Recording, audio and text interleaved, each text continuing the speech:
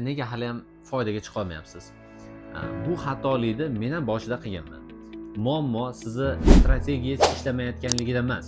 Siz strategiyangiz ishlaydi, faqatgina mana shu narsani to'g'rilab olish kerak. Kichkina depozit bilan ham yaxshigina daromad qilsa bo'ladi. Faqatgina o'zingiz ishlayotgan shotingizni to'g'rilab olish kerak. Agar mabodo boshqa brokerda bo'lsangiz yoki Exnestda ishlayotgan bo'lsangiz ham, dollar shotda bo'lsangiz, dollardan sentriga o'tish kerak. Ko'pchilik o'ylaydi, men sentriga o'tsam foydam kamayib ketib qoladi deb. Yo'q, unaqa emas. Aksincha, foyda ko'proq.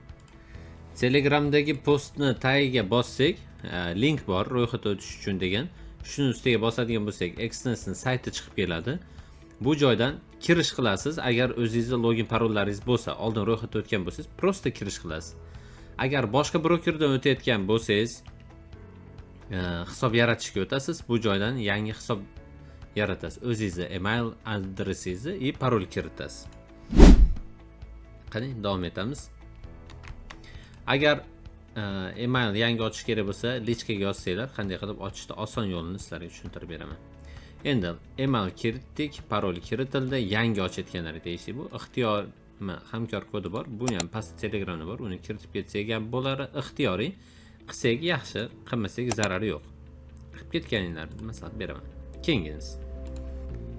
Endi esa o'zingizni mana shu sahifangizga kirganingizdan keyin open account turibdi mana bu joyda.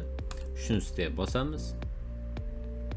Bizga bir nechta account turlarini taklif qiladi. Shu joydan standart centni tanlaymiz. Bu joyda aytib qo'yaptiki, eng minimal depozit $100, eng kam $100 depozit qila olamiz. Continue. Davom etamiz.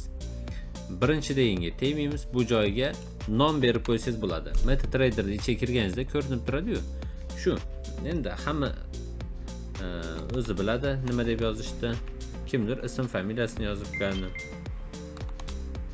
Familiyasimi, отчествоsi. Bu 1 ga 2000 turibdi. Shuni yangi bu sohaga kirganlarga 1 ga 20, 1 ga 50, maksimum 1 ga 100 qilishingizni tavsiya beraman. Bu slif bo'lib ketishingizni oldini oladi. Ko'p bitim ochib yubora olmaysiz. 1 ga 20 yo 1 ga 50 qilganingiz yaxshi. O'rtasi 1 ga 50. Va parol o'ylab topasiz. MetaTrader'ga kirgan paytingizda tepada login, pastda parol so'raydi-yu. Shu narsa. Parol esda qolarli bironta parol yozasiz. Misol uchun shu kabi bironta esda qolarli parol yozasiz va kirit qilasiz.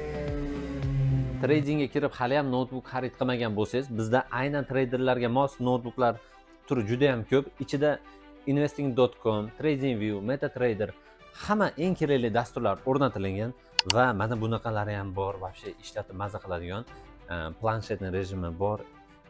Shamlarni ham yaqinlashtirib, uzoqlashtirib maza qilib ishlatsa bo'ladigan turli xildagi bor. Narxlari ham unaqa osmon narx emas va muddatli shotingizga depozit qilib olgan bo'lsangiz pulingizni, bizdan muddatli to'lov ham bor. O'zingizga yoqqan variantini tanlab olsangiz bo'laveradi.